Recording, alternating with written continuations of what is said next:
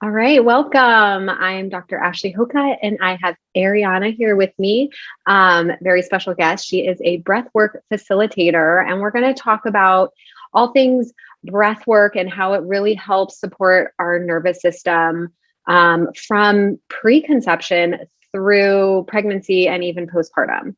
So, um, Ariana, tell me a little bit about what got you into doing breath work. Like, where did this all come from?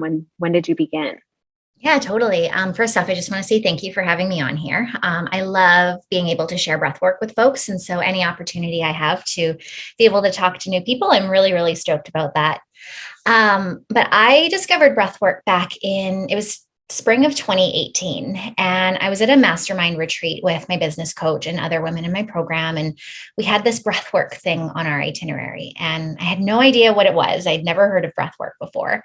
And so I was like, okay, cool. We're going to meditate or something. And so this was the end of our retreat, and we're all laying on the ground, and the music is really loud. And she gave us blanket or towels to put over our eyes. And she's like, you might cry, so you can have this towel. I was like, I'm not going to cry. Why am I going to cry while I meditate? And so I'm like laying on the floor, and we're breathing really, really deeply. And I'm listening to the woman who is facilitating. She's talking to us and saying certain things. And all of a sudden, I started to feel like I needed to cry. And I was like, this is so strange. Why do I need to cry? That nothing is making me sad right now. And also, I was in a room full of women who I'd only met in person within that weekend. I was like, I can't cry in front of these people.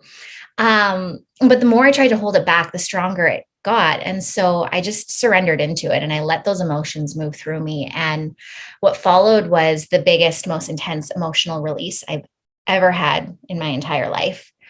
By that point, so it was 2018. So I was 6 years sober by that point.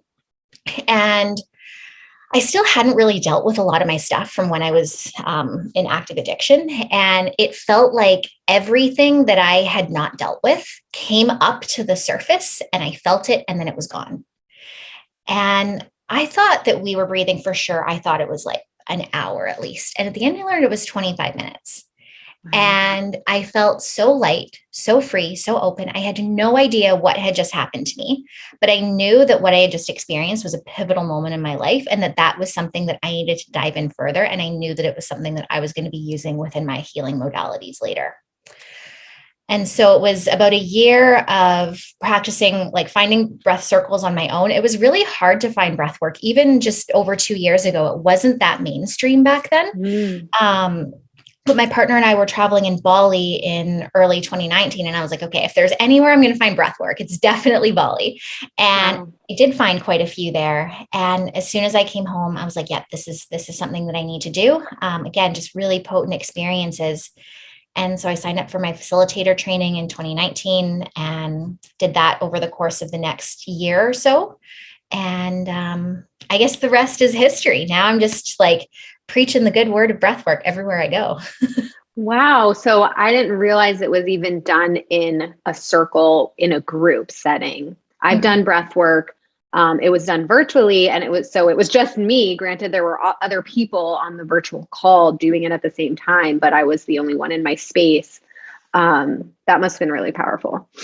So powerful. And when everything moved online last year, I was kind of hesitant because it had all been either one-on-one with my clients in person, or I was facilitating and participating in groups. And I wasn't sure how it would translate online, but I've had really amazing feedback from it. My breathers who are working with me in person, some really love being able to, as you said, you're kind of in your own space. You're still sharing an energy, but you can express, you can move, you can do things, and you're not necessarily worried about, are others hearing me, or what are people going Hmm. to think? I love it. I love when I hear people like crying and moving through their own emotions, because I feel like it creates space for me to tap into that myself. But yeah, it's powerful online, offline, one-on-one, in groups. It's amazing. Yeah, tell me a little bit more about like the benefits behind breath work. Like, what is it actually? And another second follow-up question is, how is it different from like prana work in like a yoga practice? Yeah, great question. So I'll start with that. I like to say to folks that breath work really is like an umbrella term for any number of different breathing exercises. So different ways we manipulate the breath, we hold the breath, things like that. So pranayama exercises typically are shorter in duration, anywhere from like 1 minute, 3 minutes, 10 minutes. Whereas the form of breath work that I'm talking about is it goes under a number of different terms, and really it's just been branded by different companies in different ways, but we can refer to it as conscious connected breath work.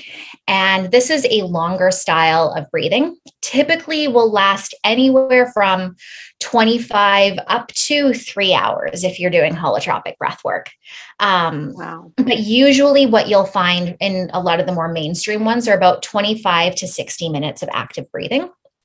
And as the name implies, we're connecting our breath. So we're inhaling and exhaling without a pause in between. And that allows more energy to move through the body, allows us to allow emotions to move through the body. I'd like to say to folks too, like there's breath work. So it might be kind of like different manipulation techniques you experience in a yoga class. And then there's breath work, like loaded full breath work. And that's typically what I work with my clients. And so when we're looking at the benefits of breath work, it really is a holistic practice. And when we say holistic, we mean it's working with all facets of our being, our physical, mental, emotional, and spiritual, or energetic, if spiritual is kind of a loaded word for you. And I'll start with the physical benefits, because really there are so many. And I work with a lot of folks who aren't interested in the emotional or the spiritual side of things. And they come to me specifically for the nervous system benefits. And we can look at our nervous system as the governor of our entire experience. Our nervous system plays a role in our endocrine system, which is our hormones. So how we respond to stress.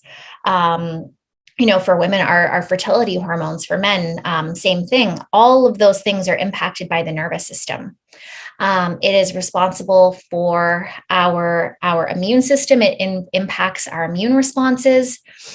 And even from a pain standpoint, a lot of the folks who I've worked with who have been experiencing chronic or persistent pain, it's not that it's in their head and they're making it up, but their nervous systems are creating this pain response out of a previous experience. So it's not necessarily that pain is actually there, but the body is responding to pain and creating those very real responses within the body.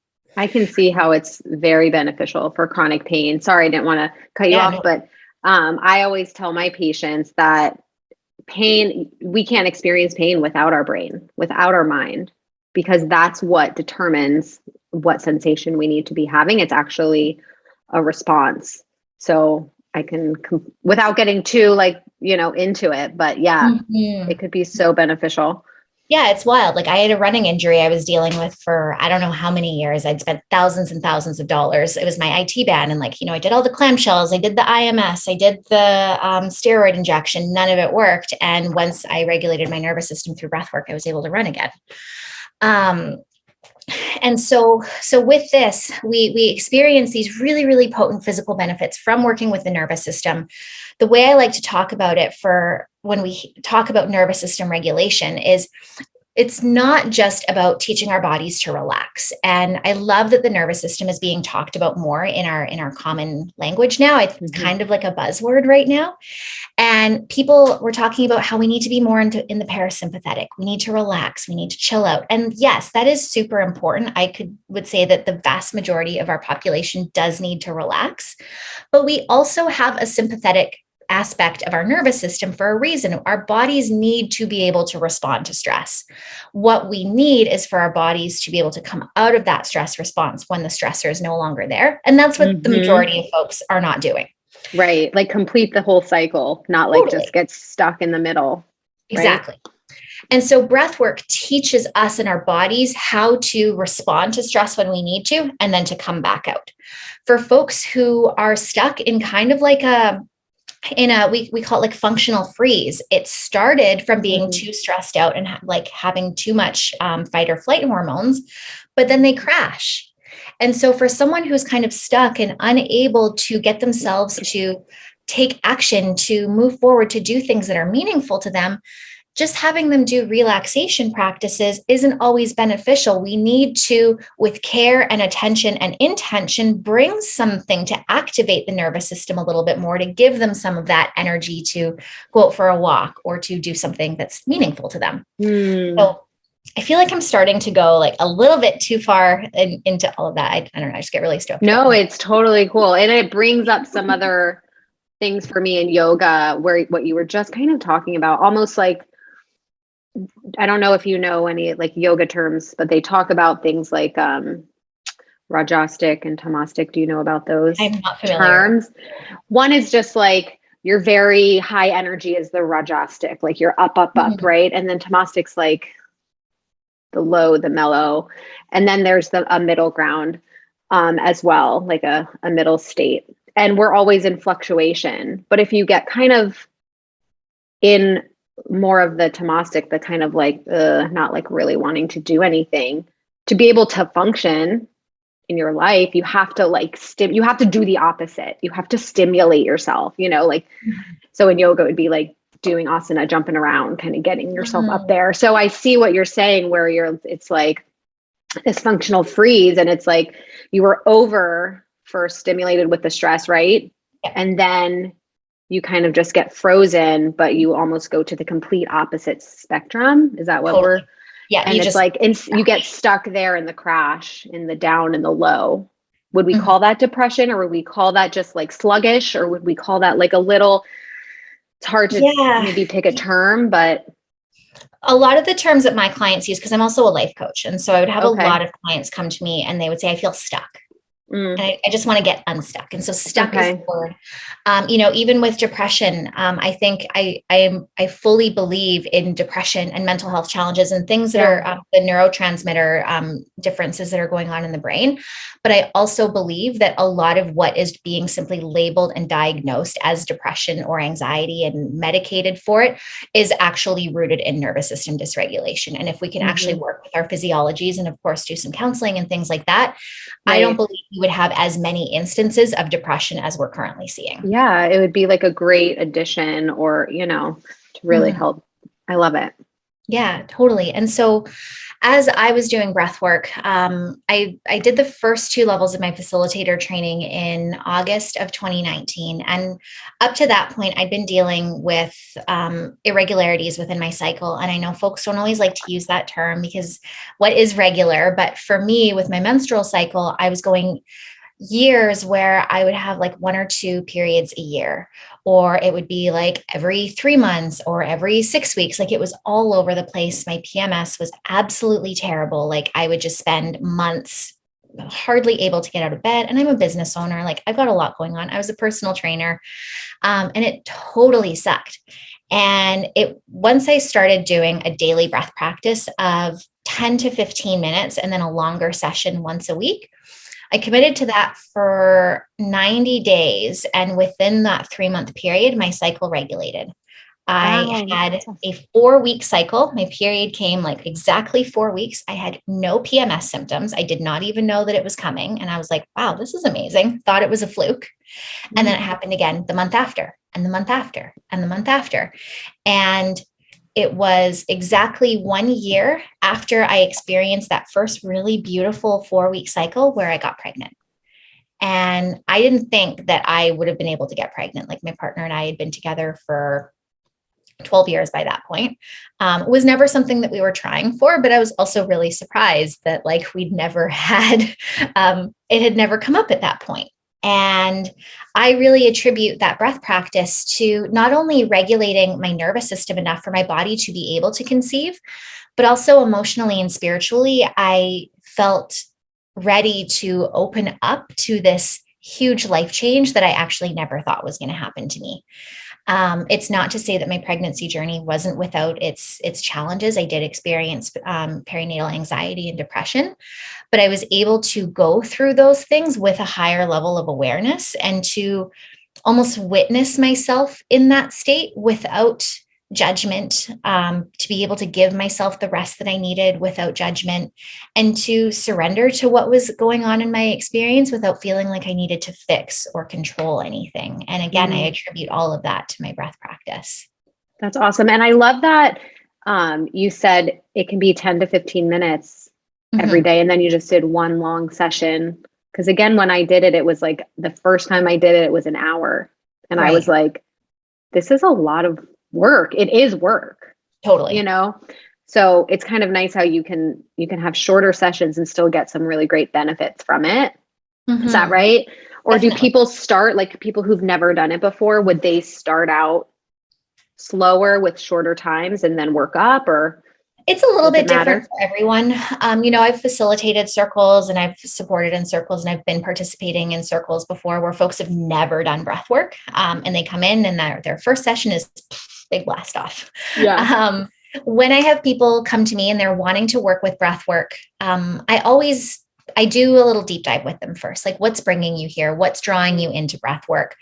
For folks who are coming to me who have heard about breath work for the nervous system benefits, we will always start slow. So I'll usually Mm. start with like a 10, 15, 20-minute practice because that 10 to 15 minutes a day is really all you need for those nervous system benefits. You don't need to do a longer session. And as we go through those shorter sessions, they might sometimes feel something come up. They might cry in a session, be like, wow, what's to that? And then we can explore a little bit more deeply in a longer session. Sometimes I have folks come to me for breath work because they've heard about it and how it can support with releasing trauma, and they're looking for a safe container to do that within. And so, yeah, a longer session is beneficial for that. But again, it's very individual. If I have someone who has not done any healing work, and this is kind of like the first step, we might start a little slower, a little shorter, and go on. And so I do think that, breath work is such a beautiful practice because it's available to us at all times. But there is something to be said about when you're just beginning your breath work journey to work with a trained facilitator, whether it's in a group or one-on-one format, just so that both of you can make sure that the environment that you're in is the safest and the most effective for where you're currently at in your journey. Mm, cool. And I just totally lost my thought of my question about what you were just talking about. Um, it'll come back to me and then we will circle back. Okay. But tell me a little bit more about so you did this during your pregnancy, is that right? Yeah. Did you stick with the like 10 to 15 minutes, or did you switch to a different style since you had already been doing it for a while? Yeah, I mostly did like the 10 to 15 minute length. I did do a few longer sessions and breath work. So what I'll say for breath work during pregnancy is that I it's a very, again, I'm going to kind of repeat this. It's a very individualized thing. If I have a mama to be coming to me and she's wanting to explore breath work, again, I'll inquire why. Like, what are we looking to work with? Is there something specifically we're like wanting to bring up? Because as we know, everything that we are experiencing as mama is going to impact the baby. And what we don't quite know yet is the mechanism by which the baby is impacted. So, is it a flood of hormones that we're experiencing as the breather that is impacting the baby? Is it, if we go into emotional releases and we feel we need to cry or yell or express in some way, is it the sounds that's impacting the baby? We don't have enough research yet on this. And I'm hoping that as breathwork becomes more common and we actually study the actual hormonal releases and what's physiologically happening within the body during a breath session, that we'll have more information on how that can impact the baby. So, for folks who have never done breath work before, it would be very special situations where I would like say yes to a mom to like go really deep. For Yeah. me, I have done so much healing. And as I said, I experienced perinatal depression and anxiety. So I was already crying a lot at that point. And so for me, I looked at like, okay, what's going to be more beneficial for me to not create like a safe environment for me to just like let this out, or Mhm. for me to continue just kind of losing it in the middle of wherever and then being more stressed out because I'm like not safe in my bed with my partner here with me. Mm. So it takes I don't even want to use the word like risk analysis, but like discernment around, is this the most beneficial thing or is it not? Once I had kind of moved through that more stormy phase of my pregnancy, for me, I just looked at it as a really beautiful way to nourish myself. I put on music that I loved. I placed my hand on my heart and my belly. I'd connect with my baby, connect with myself. And I would go in with the intention of it just being really nourishing. It was not about going deep. It was not about moving emotions. I knew how to regulate myself so that if I started feeling myself getting too activated, I could slow down my breathing.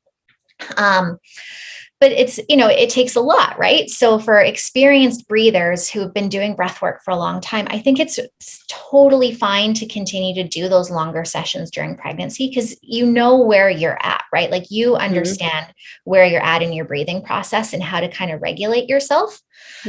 Whereas a new breather, that might not be as familiar. However, we can still do those 10 to 15 minute sessions, even up to 20 minutes. Sometimes folks can still get a lot out of it. They can kind of start to get into that sort of deeper, more meditative state. Sometimes we can connect with guides. We can have all different kinds of spiritual experiences, which can be really beautiful during pregnancy. But if someone's wanting to just try this out on their own and they, you maybe had your interest piqued by breath work, I'd say do 10 to 15 minutes because your nervous system is going to be really nourished by that. 10 to 15 minutes is an amazing amount of time to take for yourself in the midst of a busy day. And it's also not long enough for you to get too deep into that activation. Cool. So tell me a few more. We kind of talked about the nervous system benefits, right? Were there other physical benefits or what are some other, if we just keep going on all the benefits? Yeah. Totally. So other benefits, we're increasing the circulation of our bodies. So really, really important. It's amazing for our immune systems, which especially right now, I think we can all attest to having a stronger immune system is great. From an emotional standpoint, as I've kind of alluded to, emotions can come up. So we can experience some really deep emotional healing. And we live in a world that often doesn't welcome the full range of human emotions. And I believe that when we don't allow ourselves to experience what we might label as more challenging things like grief or rage, we also don't allow ourselves to fully experience things like bliss and joy. And so it creates space for us to have all of that. I have clients who just laugh the entire time and they're so giddy and they feel amazing. And I have other breathers who scream and need to punch pillows and go through that side of things. And does it just come up for them? Do these feelings and emotions just come up for them? It's nothing is, no emotions are facilitated. It's just whatever, anything can come up for any person. Yeah. Is that right? Sometimes there are some facilitators and some styles of breath work that holotropic breath work is meant to be cathartic. They kind of encourage those big emotional releases. But the practice of breathing in this way, the circular breath, opening up our energy channels, also just giving ourselves space to be quiet, which how often do we do that in our busy lives? That creates the space for these emotions to begin to open up and move through the body. So I'm not poking or prodding my clients. It's just a very natural and authentic expression. And oftentimes the memories of these things don't necessarily come up. So it's not like we're having to relive the experiences that are associated with those emotions, which a lot of folks are really apprehensive about. And so I like to say, you're not re-walking through that experience. A lot of the time, we don't even know what that emotion was connected to. And our ego wants to know, wants to be like, what did I just release? And what I'll say to my breathers is you'll know when you're faced with an experience that previously would have triggered you, and it maybe triggers you even just a little bit less, or maybe it doesn't even trigger you at all. And that's when we can start to see maybe that's what I was working with in that session, or that's what I've been navigating through my healing journey. Okay. So say somebody had PTSD, it wouldn't bring up that scenario. Yeah. Again, every person is so different and it depends on the container that they're in. But if somebody is working with a trained facilitator and they're in a safe environment and they're able to be held and supported as they move through that emotional release, it should not be re-triggering. Okay. Yeah. When you say that, do you mean in person or held in person physically, or held the space for even virtually?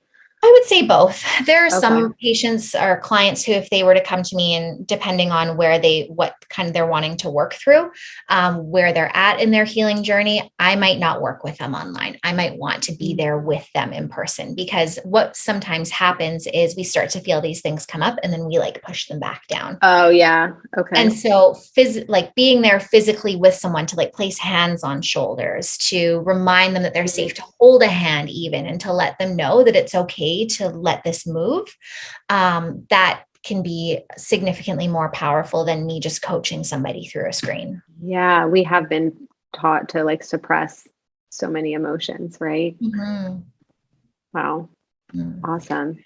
Yeah. And so that's the emotional side of things. Mentally, it creates so much space for clarity. Oftentimes my clients will come in wanting to gain clarity on something, and they'll walk away having new insights on where they're feeling stuck, what they're wanting to navigate. I work with a lot of entrepreneurs. So what's this next step that I'm going to take in my business? And then spiritually, as I've kind of alluded to as well, for folks who are open to this, different types of guidance can come through. I've had clients tell me that they went going through space with dolphins, that they've been visited by angels, all different kinds of things. Wow. And so does the length of the session start to tap into different parts of us? Like you said, the nervous system, it kind of taps into it within like the 10 or 15 minutes, but maybe more spiritual, or I'm not sure if like energetically, like you said, or the mental Yeah, aspect, does that need to be like a little bit longer? in theory, and I would say most of the time, yes. So, like the longer we're in a session, the deeper we're going to get. Okay. So, the nervous system, again, like that's going to be really great, even like 10 minutes. Mm-hmm. Longer is still great for the nervous system, but the longer we get into it, and again, this is a generalization because I do have clients who like right from the get-go, they're like they're just very open and they get really, really deep Yeah. right away. For me, I need to be in it for like 40 minutes before I start to have any kind of wild experiences. Mm-hmm. But typically it will be the longer sessions where we'll feel the emotions coming up or the spiritual things. But also to be said, if we're going through a tough time and we've been holding stuff back and holding it back and holding it back, as I said before, sometimes just like lying down and being quiet without a distraction, sometimes that's all that you need for what you've been holding back to come through. Gotcha. I was just going to ask you, because you said lying down, like, are there certain positions that people do? Is it always lying down flat on your back? Usually. Mhm. Yeah. So typically for this, we'll do it laying down. When I was pregnant, or if I'm working with pregnant women, you can do it laying on your left side with a pillow between the legs. It's most commonly done laying on your back in like a Shavasana or with knees up. Mhm. Sometimes I do have folks do it seated, but when I am working with them, when they do it seated, I just encourage them to be in a really comfy chair, lots of pillows around, so you can totally Okay. like lean back. It's not like sitting up tall with an active spine kind of Mhm. meditative practice like that. We want to Okay. let the body fully relax. Can someone be in a bed laying down, or is it best like on a mat Yep, we flat? can totally do Okay. beds. I don't like it because I fall asleep, but for people Oh, who, because I just associate my bed with sleep. yeah. But I have a lot of breathers, and when I see them set up, they're on their bed, and we have great sessions. So it's totally wherever you're comfortable. Cool. I love it. I love it. Oh my God. I feel like everybody should be doing breath work. Now, do you get benefits if it's not done every day? Like, can it be done once a month or once a week, or do the Totally. benefits Yeah. still last? They will last. However, there's a caveat to that, is like we want to make sure that we're doing things to integrate from our experience. And so I run monthly circles for groups every month. And if somebody has a really big emotional release and they're feeling amazing, like they might not necessarily need to do anything else that week on the breath front because they've moved a lot of energy. But what are we going to do to ensure that we integrate that experience and ensure that it wasn't just like a big, wow, mind blowing experience that just kind of ends when the session ends? So, Mm. does this look like having a journal practice each day to check in with how you're feeling? Does this look like getting outside for a walk each day? Some other way to continue prioritizing your own needs? if I'm working with folks one-on-one, their integration homework is always very specific to what came up during their session and what they're working with in their life. But really, that is what I would suggest if someone has had a big experience with breath work. Like, let's just find some way to continue to integrate that and continue to care for ourselves. And with the shorter practices for the nervous system, I like to say, if we can aim for 3 times a week, and a lot of the times, if I suggest 3 times a week to folks, I know that they'll probably do it like twice, and that's great. So it doesn't have to be every single day. For some people, they like that structure. If they know that they do this thing every day, that's easier for them to commit to. If they know they only have to commit 2 or 3 times a week, that feels more doable. So really, it's about meeting yourself where you're at, knowing how you are with consistency and what's going to help you stay consistent. Cool. So it's pretty flexible. And it's also just like dependent on person to person and what their intentions are for doing it. Totally. Which is why it's helpful to have an actual facilitator like to talk to prior to doing it to find that all out.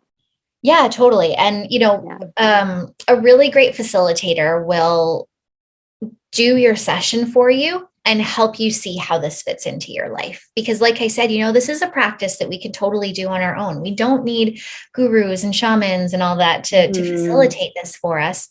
So some folks do like to keep working with a facilitator. Like I have breathers who will come see me every week or every 2 weeks for a short period of time. But we can also do one session and then work together on like, how do we continue to make this a regular part of your life? How do you empower yourself with this medicine? Okay, cool. I love it. And now because you've had your baby, right? So how old is your baby? She just turned 5 months on Saturday. Oh my gosh. Congrats. Did you continue to do breath work postpartum, and like, how has that helped you? And what are some of the benefits there? Yeah, totally. So I'm going to be super honest in my postpartum journey. I have been all kinds of overwhelmed. And it's been challenging to, we talk about sleeping when the baby sleeps and taking care of yourself when the baby's down for a nap or when somebody comes and holds the baby. And like my partner's home, my partner's on parental leave. So I have it significantly easier than many mamas do. And I still find myself incredibly overwhelmed because when she's down, it's like, okay, do I do the laundry? Do I unload the dishwasher? Oh no, I'm supposed to take time for myself. Okay. Am I going to work out? Am I going to do my pelvic floor exercise? Am I going to go for a walk? Should I read? Should I breathe? Should I meditate? Should I write? Yeah. And then by the time I've gone through that spiral, what am I going to do? My baby's awake in like 20 minutes. So you're like in decision paralysis, and then the baby wakes up. Totally. So it's been challenging for sure. I would say that I've had stages like when Luna was a newborn, just connecting to my breath, not breath work or anything like that, but just feeling my breath was a really like safe way for me to reconnect to my womb space. I ended up having an unplanned C-section. So there was a lot of physical trauma there. And I was hesitant to even energetically connect to that part of my body. And so simply being with my breath, just like feeling the inhale and the exhale, not needing it to be in any sort of rhythm or pattern was really, really powerful for just allowing me to connect to that part of my body again. Totally. And I would say she was probably around maybe 2 or 3 months where I started bringing back in some pranayama techniques. So again, knowing like I can do 3 minutes, like I can totally commit to 3 minutes before we go for a walk in the morning. Like that was really easy for me. Whereas now that we're starting to kind of find a bit of a routine. She's out of her 4-month regression. It's been really nice out. So I've been going through my cold dips. So I do my Wim Hof breathing before, which is kind of a little bit more of an active style of breath work than what I work with my clients. I don't know much about that at all. So that would be a whole nother talk. Totally. But yeah, it's great before going into icy cold waters, just helps you stay really calm. And then last night I had a beautiful hour-long, super juicy breath practice. And I said to my partner after, like, I think that was the best one I've had since right before I got pregnant last year.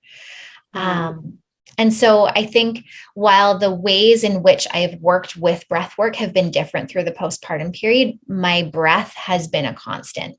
Yeah. Even when I'm finding myself, like when Luna's crying and she's inconsolable, taking some really deep breaths with long, slow exhales.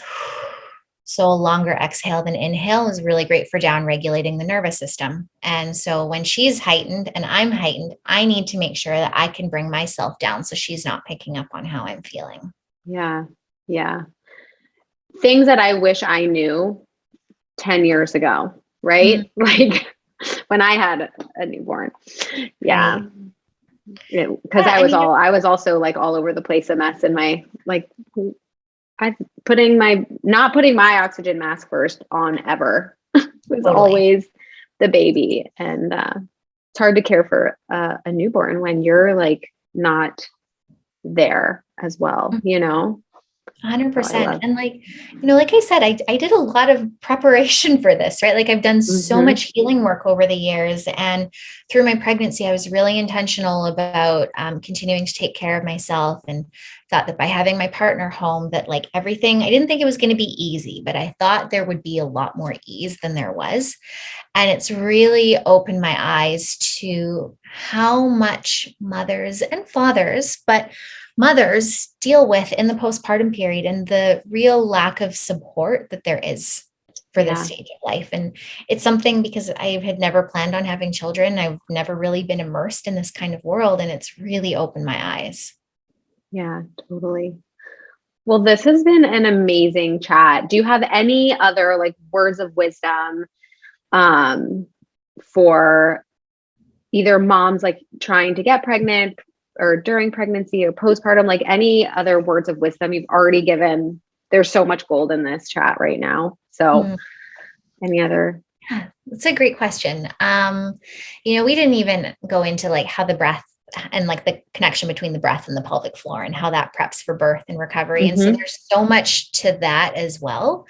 But I think what I really just want to drive home is that like within your body, within your being, you have this amazing medicine, and that's your breath.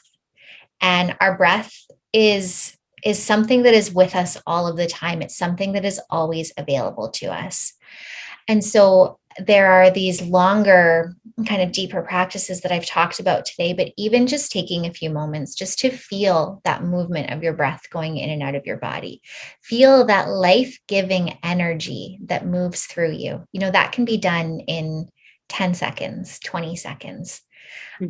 And when we're constantly in a space of thinking about what's next, dealing with uncertainties, being there for everybody else, even taking that first step to just take those few short breaths and be really intentional and to notice them and say, thank you for keeping me alive. That in and of itself can be maybe the stepping stone that brings you into another practice that you can do to take care of yourself even more. Oh, I love that. Thank you so much. How can everybody find you if they either want to work with you or anything like that? Yeah, great question. I have the kind of hardest name to spell. So my website is arianafotinakis.com. I don't know if you'll link to that below the video. I can I send you. can, but do you want to spell it out for us? And then Yeah, sure. we'll put it up. But yeah, Okay, go cool. ahead. It's